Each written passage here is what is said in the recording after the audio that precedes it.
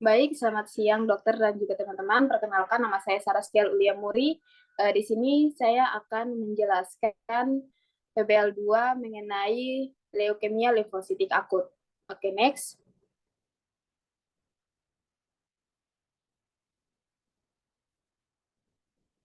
Nah, di sini untuk definisi sendiri, leukemia limfositik akut ini merupakan salah satu jenis leukemia yang paling umum. Nah, biasanya terjadi pada anak kecil, tetapi juga dapat terjadi pada orang dewasa. Nah, kadang-kadang disebut juga dengan leukemia limfoblastik akut. Nah, untuk etiologi atau penyebab dari ALL sendiri ini ada paparan radiasi pengion dikaitkan dengan peningkatan risiko beberapa subtipe leukemia dan juga paparan benzena, nah, di mana merupakan faktor risiko leukemia pada orang dewasa khususnya AML, dan juga ada paparan kemoterapi. Nah, di mana paparan kemoterapi ini sebelumnya terutama agen alkilasi dengan dan penghambat topoisomerase 2 meningkatkan risiko leukemia akut di kemudian hari. Nah, untuk selanjutnya pada pemeriksaan fisik dan juga pemeriksaan penunjang pada ALL ini, yang untuk pemeriksaan fisik sendiri,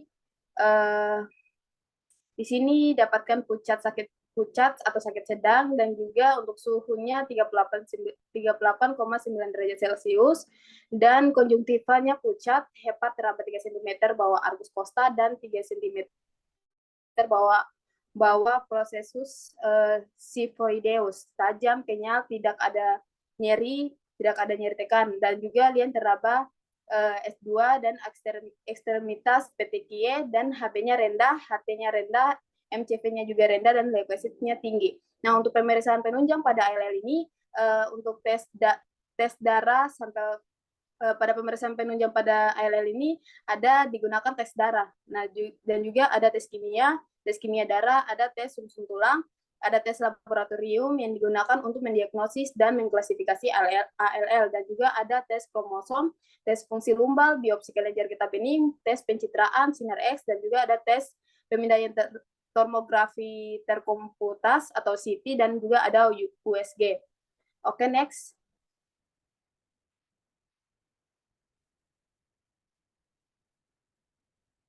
Nah, selanjutnya untuk penegakan diagnosis, di sini ada anamnesis, pemeriksaan fisik, dan juga ada pemeriksaan penunjang, dan juga ada pemeriksaan fisik. Nah, untuk anamnesis sendiri, di sini kita lihat pada hematomanya, dan juga dilihat dari pembesaran KGB, aksila, servikal, dan inguinal. Dan apakah ada terjadi pembesaran abdomen dan terasa keras, dan di situ kita lihat demamnya juga, nafsu makan menurun, dan juga nyeri di kaki saat berjalan. Nah, untuk pemeriksaan penunjang di sini pada leukositnya 40.000, penurunan eosinofilnya 0%, penurunan yang untuk batangnya 2%, penurunan segmennya 22%, penurunan monositnya 2%, trombositnya 27.000, dan peningkatan sel blastnya 48%. Nah, dan untuk pemeriksaan fisik sendiri, anemis, perdarahan kulitnya petekia di ekstremitas atas dan bawah, lebam, demam, pensitopenia, nyeri tulang atau sendi, dan juga pada pemeriksaan fisik organomegali atau hepatomegali, splenomegali. Dan di sini nanti untuk didiagnosis, mohon maaf, di sini untuk sehingga bisa dikatakan dia akut limfoblastik leukemia. Oke, next.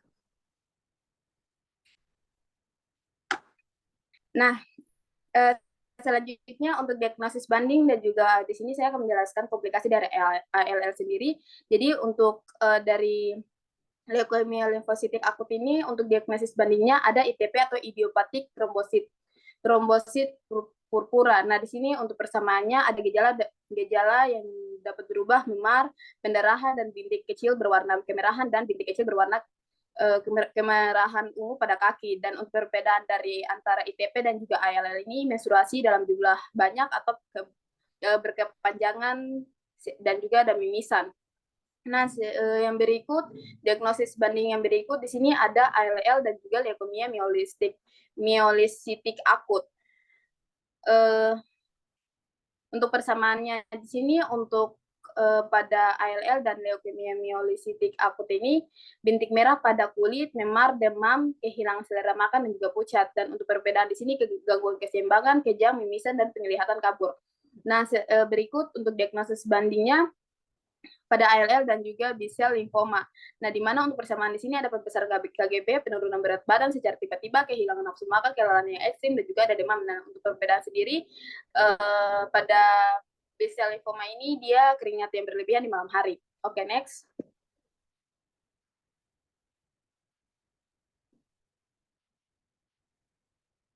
Nah, untuk komplikasi dari ALL ini, di sini kita lihat pada presentasi kekambuhan akut limfoblastik leukemia. Dan untuk frekuensi kekambuhan ALL pada anak-anak dan orang dewasa, di sini untuk orang dewasa sendiri 50% dan juga pada anak-anak 25%. Dan presentasi ini sangat dipengaruhi pada subtipe imunofenotipik dan genetik atau kategori risiko ALL yang ditentukan. Dan juga untuk frekuensi kejadian ALL pada pasien pediatrik, penderita leukemia, dan juga kanker lainnya itu untuk sekitar di sini ada 75%, sekitar 75% itu anak-anak menderita ALL dari sekian banyaknya jenis leukemia, dan juga di sini ada ALL diderita sekitar 25% atau seperempat dari semua jenis kanker pediatrik. Oke, next. Nah, di sini selanjutnya saya akan menjelaskan tata laksana farmakologi dan juga non farmakologi dari ALL. Nah, untuk farmakologi sendiri di sini ada 4 jenis perawatan yang disandarkan, yang dimana ada kemoterapi, terapi radiasi, kemoterapi dengan transplantasi sel induk, dan juga ada terapi yang ditargetkan di mana ada terapi inhibitor tirosin kinase atau TKI, dan juga ada antibodi monoklonal, dan juga ada terapi inhibitor proteasoma. Dan juga untuk non farmakologi sendiri, di sini yang pertama kita lihat pada activities dan of daily living, yang kedua istirahat yang cukup, yang ketiga ada pemberian nutrisi yang adekuat dan juga seimbang, dan yang keempat ada personal higienis, dan yang kelima rujuk ke ahli onkologi pediatrik.